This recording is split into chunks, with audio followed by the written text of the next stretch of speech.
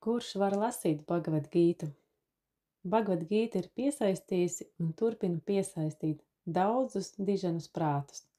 Alberts Einsteins, Karls Gustavs Jungs, Hermanis Hesse, Artūrs Šopenhauers, Iļļevs Tolstojs, Aldous Haslīs, Mahatma Gandijs, Romēns Rolāns, Ēgelis.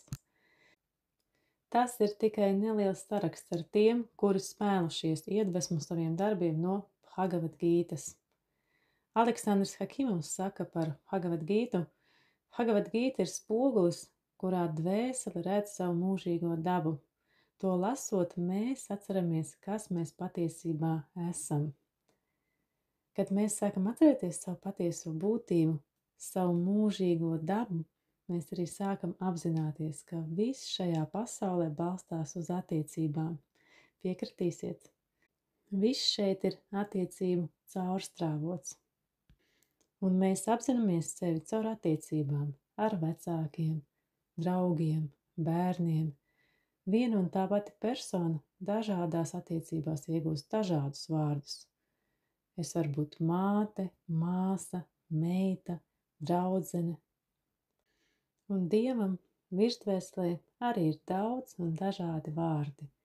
Buda, Allahs, Krišna.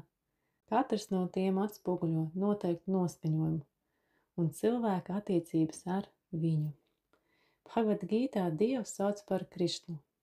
Tas sanskritā nozīmē tas, kurš piesaista visus, jeb visu pievilcīgais. Un šis visu pievilcīgais Krišna Bhagavad Gītā runā ar savu uzticamo draugu un mācekli Arjunu. To jau mēs pavisam drīz dzirdēsim. Šī saruna atklāja universālas patiesības par mūsos mītošo mūžību, zināšanām un svētlaimi. Šis dialogs ir viena no dziļākajām filozofiskajām un garīgajām sarunām cilvēces vēsturē.